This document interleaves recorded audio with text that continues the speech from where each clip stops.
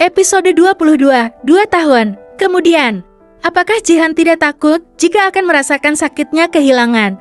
Apalagi kehilangan orang-orang yang sangat dicintainya. Arkan dan bayinya adalah termasuk orang-orang yang dicintai oleh Ciara. Apakah Jihan juga tidak merasa jika apa yang dia lakukan dengan terus meminta Arkan datang kepadanya itu akan sangat melukai hati Ciara? Bukan hanya hati, tapi juga fisik Ciara yang kenyataannya pergi berlari dari mereka dan terhempaskan oleh sebuah mobil yang akhirnya menghilangkan nyawa bayinya. Aku salah apa sama kamu? Ciara mendudukkan dirinya di kursi rias, mengenang semua orang yang telah menyakitinya. Mungkin Jihan tidak tahu betapa banyak harapan yang ditempatkan dalam pernikahannya.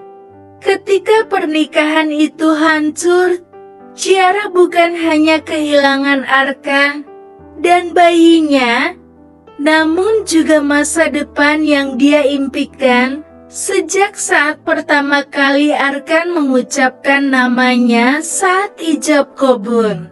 Kini semuanya telah hancur. Ciara hanya berharap jika dia bisa melupakan semuanya dan melangkah maju, membuat dirinya sendiri bahagia dengan versinya. 2 tahun kemudian, Ciara baru saja selesai rapat dengan calon modal yang akan digunakan oleh perusahaan. Dia dipercaya sebagai penanggung jawab iklan produk pembersih wajah yang tengah diminati di Singapura. Wanita itu semakin mandiri dengan jabatan pekerjaannya yang lumayan tinggi. Ciara tidak menggunakan kekuatan papanya untuk sampai di puncak itu. Jadi bagaimana, Cia? Apakah kamu sudah menemukan model yang tepat untuk produk terbaru kita yang akan diluncurkan bulan depan itu?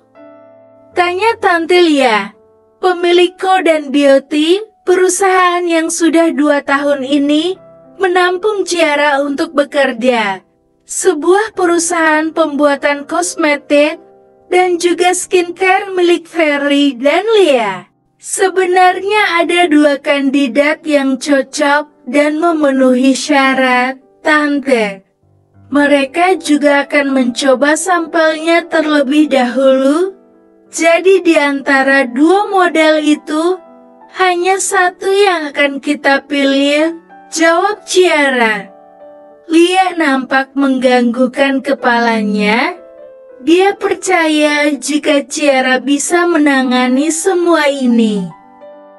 Tetapi katanya yang model dari Jepang itu lebih cocok untuk produk kita. Karena dia memiliki wajah yang bagus. Kalau tidak salah namanya Kyoka, ujar Tante Lia. Ciara hanya mengangguk, nanti bisa minta tolong Aurel, dia yang mengurus masalah itu.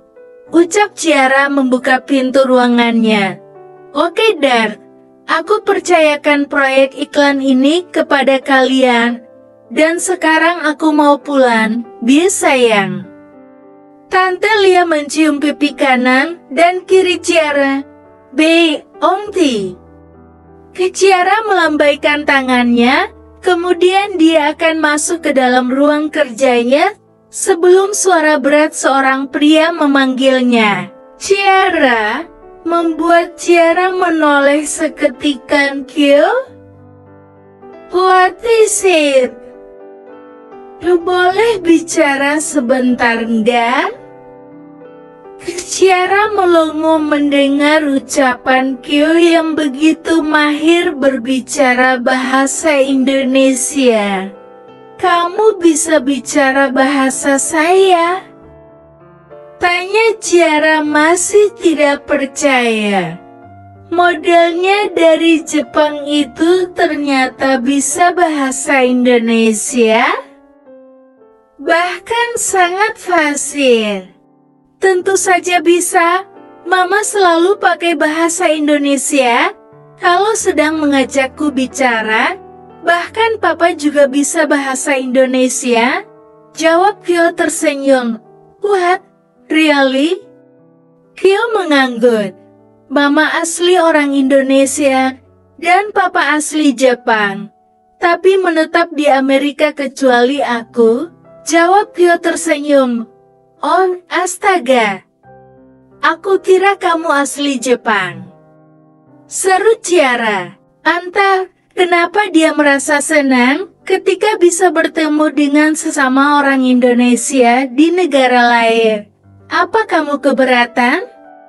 Tanya Kyo. Tentu saja tidak. Aku malah senang. Oh ya, tadi pengen bicara apa? Leon, aku cuma ingin menyapamu.